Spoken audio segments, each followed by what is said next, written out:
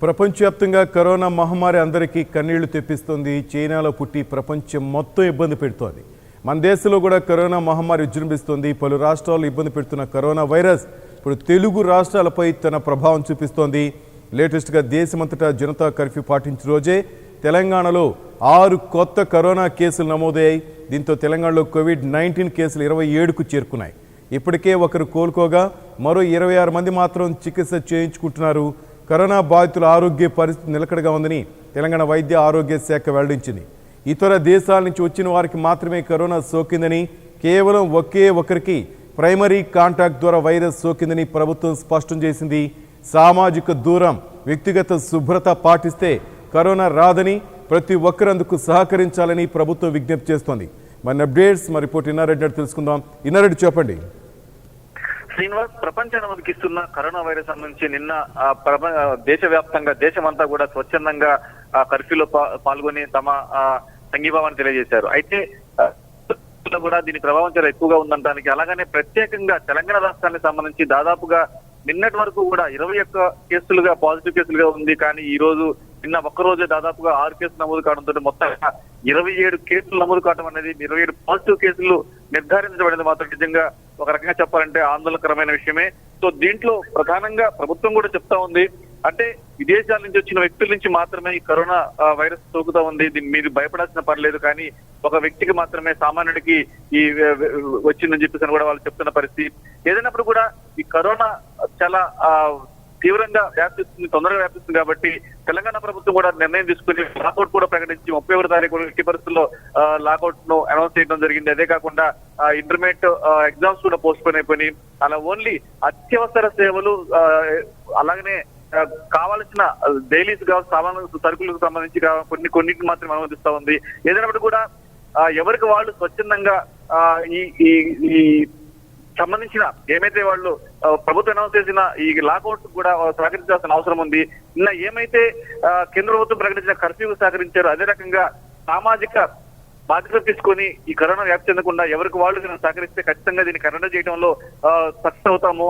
31 వరకు మాత్రం ఖచ్చితంగా అందరూ సహకరించాలని చెప్పిన కూడా తెలంగాణ ప్రభుత్వం చెప్తుంది. ఇదే కాకుండా విదేశాల నుంచి వచ్చిన దాదాపు 20,000 మందిలో 14,000 మందికి పైగా టెస్ట్ చేస్తే దాంట్లో మొన్నటి వరకు కూడా 21 కేసులు మాత్రమే నమోదని, నిన్న ఒక్కరోజు మాత్రమే 6 పాజిటివ్ కేసులు నమోదవడంతో ఒక్కసారిగా అప్రమత్తమైన తెలంగాణ ఆరోగ్య శాఖ దీని మీద తీవ్రంగా కృషి చేస్తా ఉంది. ఇక దీంట్లో 27 కేసుల్లో మనం చెప్పుకుంటే దాంట్లో ఒక వ్యక్తికి కాస్త ఉపశమనం ఉంది, అతను కరోనా నుంచి బయటపడ్డాడని చెప్పి కూడా చెప్తున్న పరిస్థితి. దానికి సంబంధించి అఫీషియల్ గా తెలంగాణ హెల్త్ శాఖ దాన్ని ప్రకటించాల్సిన అవసరం ఉంది. ఏదైనప్పుడు కూడా నిన్న ఒక్కరోజు 6 పాజిటివ్ కేసులు నమోదవడం అనేది మాత్రం నిజంగా ఆందోళనకరం విషయం అయినప్పుడు కూడా ఈ 6 పాజిటివ్ కేసుల్లో కూడా విదేశాల నుంచి వచ్చిన వ్యక్తులకు వచ్చినాయి, కానీ ఇక్కడ సామాజికంగా ఉన్న వ్యక్తులకు ఎవరికి రాలేదు కాబట్టి భయపడాల్సిన అవసరం లేదు, భయాందోళనకు గురవాల్సిన అవసరం లేదు.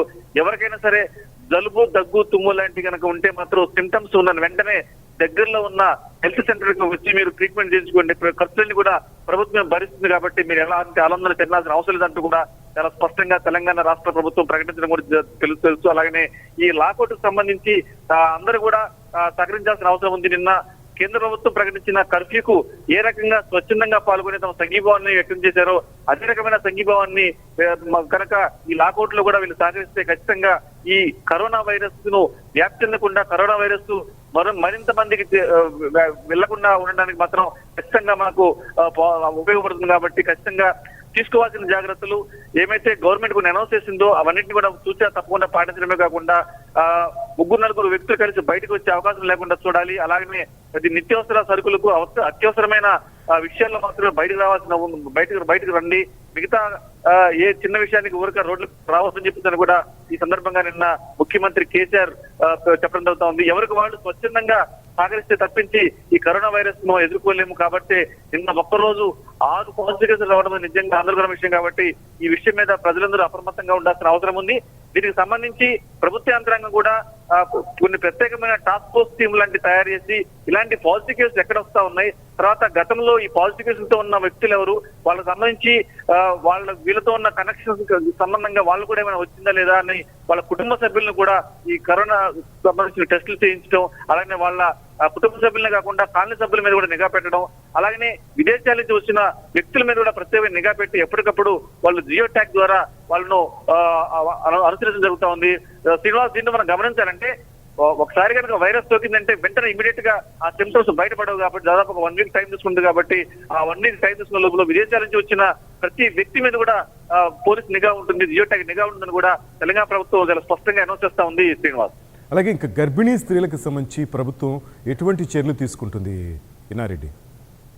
శ్రీనివాస్, గర్భిణీ స్త్రీలు మాత్రం చాలా చాలా సెన్సిటివ్ విషయం మనం స్పష్టంగా చెప్పుకోవచ్చు. ఒకవైపున అలా పాజిటివ్ వస్తే తల్లికి బిడ్డకు ఇద్దరికి కూడా సేఫ్ కాదు కాబట్టి వాళ్ళకి సంబంధించిన వార్డులలో కూడా ఎప్పుడైతే కరోనా వైరస్ తెలంగాణ వ్యాప్తంగా వ్యాప్తి చెందుతా ఉంది, దీంట్లో పాజిటివ్ కేసులు రోజు రోజుకి పెరుగుతున్నాయన్న క్రమంలో తెలంగాణ ప్రభుత్వం గర్భిణీ కేసుల విషయంలో ప్రత్యేకమైన శ్రద్ధ తీసుకొని వాళ్ళలో ఉన్న అంటే ఎక్కడైతే ఏ హాస్పిటల్ ట్రీట్మెంట్ తీసుకున్నారో ఆ ట్రీట్మెంట్ తీసుకున్న హాస్పిటల్లో 0.00% ఎట్టి పరిస్థితుల్లో లోపలికి పొల్యూషన్ వెళ్ళకుండా, తర్వాత వేరే ఇతర వ్యక్తులు రానియకుండా చాలా జాగ్రత్త తీసుకోవాల్సిన అవసరం ఉంది. ఇలాంటి క్రిటికల్ పొజిషన్ లో చాలా సెన్సిటివ్ గా ఉండేది గర్భిణీ స్త్రీలకు సంబంధించిన వార్డే కాబట్టి ఖచ్చితంగా ఆ వార్డులలో చాలా శుభ్రత పాటించాల్సిన అవసరం ఉంది.